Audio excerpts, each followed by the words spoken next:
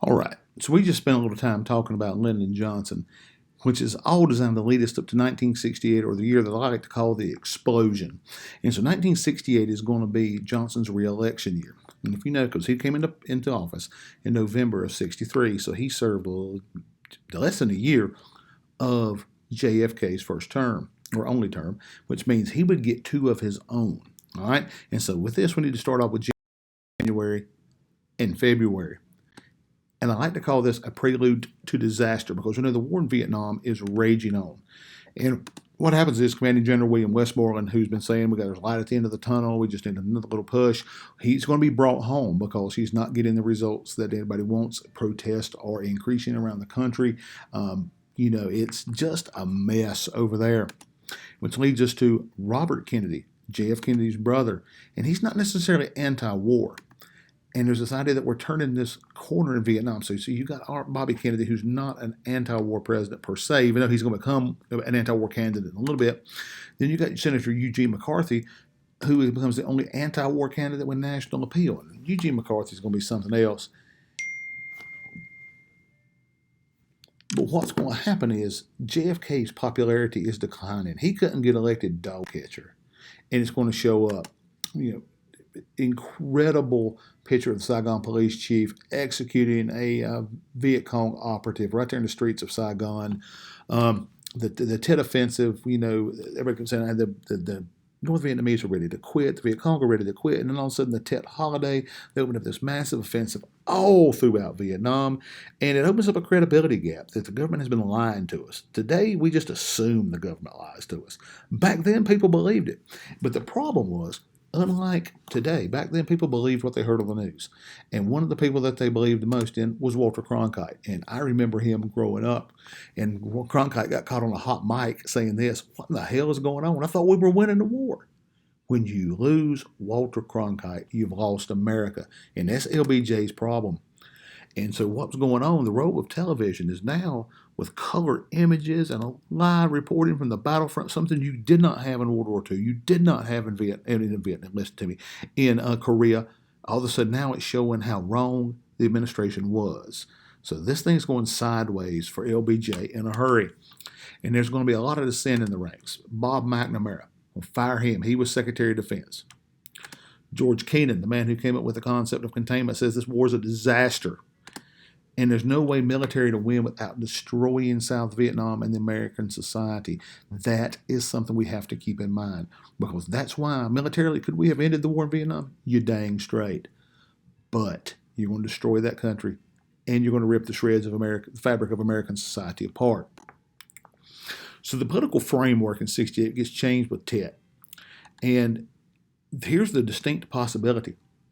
Anti-war Democrats could defeat LBJ, a sitting president, defeat his bid to run again. The New Hampshire primary shows us one thing: Eugene McCarthy supports him. He gets 20 out of 24 delegates, and if you are LBJ, the end is in sight, and you just got to accept it. That's why I love that picture of him on the phone right there, which gets us over to Robert Kennedy and the question of whether or not he's the heir apparent. And so remember, we've used that image of the dead Kennedy, and now his brother, who looks remarkably like him, is wanting to run. And his decision is based on a couple of things. Initially, he refuses. He thought it would split the party, be like Teddy Roosevelt. There's a power of the incumbency, and I think that Trump just showed us that. I mean, with some of the things that he's done, whether you like him or not the point. There was a lot of pressure against him, and still it was relatively close. The incumbency is powerful, and he does not want to go up against this guy. But that war in Vietnam and that Tet Offensive, here you got a guy about 19 years old that gives him the opportunity to run not as a divider, as a splitter of the party, but as a uniter, and to get us out of this. Which brings us to the legacy of JFK. RFK wants to carry carry forward his brother's idea of this new frontier. And he's probably a lot more radical than John Kennedy or Jack Kennedy. And there you see him here. He's up sitting in there with Truman, of all people. Give him hell campaign. And look at Truman's telling him, here it is. Bobby Kennedy is dedicated to the underclass, especially in terms of civil rights. then you throw that war in Vietnam. For every bomb that gets dropped over there is money that's not spent on that great society. It's not spent on the American underclasses. Then look at JFK there. You just got to love him on horseback. But the Kerner Commission report says that there are two societies in America, one that's white and the other one's black, and they are not the same. Today we're still having this discussion, and this is 52 years after the election of '68. So what's his stance on Vietnam? Critical of Vietnam policy. So there's no way the President of the United States or people in Washington decide what cities or what hills or what installations are destroyed is crazy. B-52, plane designed to drop nuclear weapons on the Soviet Union, and we're using it to fight a third world country. But that effect of trying to win a limited war, here you see the outcome of the My Lai massacre, Lieutenant Ronald Calley, the men. It's hard to fight a limited war. It's even harder to win one. We saw it in Korea. Now Vietnam's going to prove that it's almost impossible to do without destroying the country. So LBJ's in the quandary. And there he is picking up that dog again. He's got a decision to make. And is he going to try it and possibly get beat and be the first sitting president in American history to not win his party's nomination? And he's going to give something we call the March 31st speech. And he says he's going to de-escalate Vietnam. And then, I have decided that I shall not seek and I will not accept the nomination of my party for another term as your president. He decides he's done. So why does he not run again? He's going to tell us. Here's a quote from him. Chased on all sides by a giant stampede, coming at me from all directions. On one side, the American people were stampeding me to do something about Vietnam. On the other side, the inflationary economy was booming out of control. And that ain't all. And Robert Kennedy had openly announced his intention to reclaim the throne in memory of his brother. He can't win. And then something's going to happen in '68. The Reverend Dr. King is going to be assassinated. Now, this is Hoover. This ain't Herbert Hoover. This is J. Edgar Hoover, in charge of the FBI.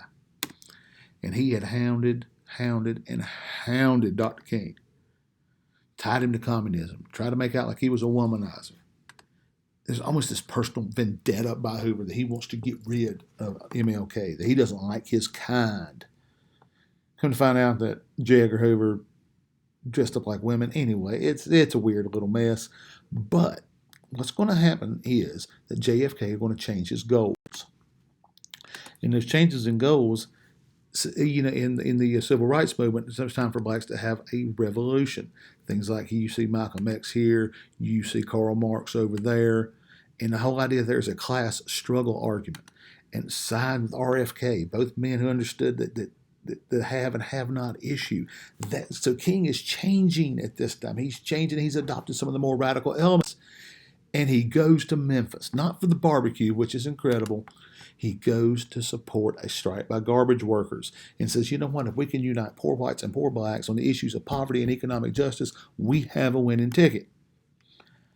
Until that guy shows up, James Earl Ray, on the hotel balcony at the Lorraine Hotel, which is a civil rights museum today and incredibly powerful. Shows up on there and he's out on the balcony and gets shot by this goober. Who does that leave now as the civil rights icon? RFK.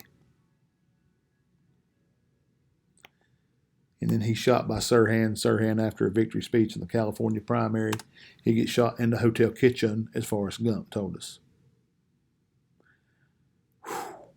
MLK, RFK, both have been assassinated. LBJ decided not to run again. JFK is long since dead. Who is going to run and win and be the next leader of the United States of America? Well, the 1968 election and the conventions are going to be a whole lot of political and social turmoil. The Democrat convention in particular is going to have a lot of chaos. So the death of RFK opens that race wide open, and you got to think, LBJ is going, man, why did I do this? So Eugene McCarthy is going to be the man for the job, but he's so tore up, he goes to a monastery. Ain't what you want your president doing, there's nothing wrong with it. Universities get shut down because of protests. Here you go. Yippies and hippies and all these other crazy people urge supporters to flood that Democratic convention, and there they are. You know it's going to get fun. And so at that convention, Hubert Humphrey Metrodome up in Minnesota discusses his intention to run, and thousands of people came to support McCarthy or to fight or to drink or to whatever, and TV is showing it live and in color, and one of the people that gets beat up is Dan Rather, getting smacked around, which ain't nothing wrong with that. But what happens is Hubert Humphrey finally does emerge as a candidate, but you've got something going on. You've got Richard Nixon. He's back. Remember, he lost in 60. He lost the California governorship in 64, said, you won't have Dick Nixon to kick around anymore.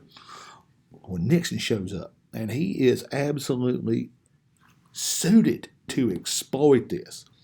And he's talking about how there is racial tension, and there's urban problems, and there's violence, and we need to return to law and order. And there's Strom Thurmond out of South Carolina, old Stromy, about 900 million years old.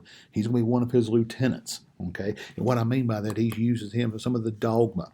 And he says, you know what, we don't want to have forced busing. We don't like hippies and yippies. We want to return to law and order. We want to put conservatives on the court. We want to appeal to the silent majority. Tell me that doesn't sound like 2016. Okay, but this is Nixon, 1968. Then throw into the mix this guy, George Wallace.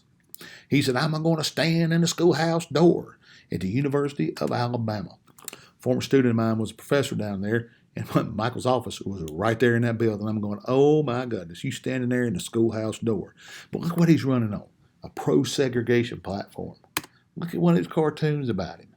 He's in Klan robes. Good God Almighty. But he's going to rail against a couple of things. Number one, what he called pointy-headed professors and welfare mamas who are breeding children as a cash crop.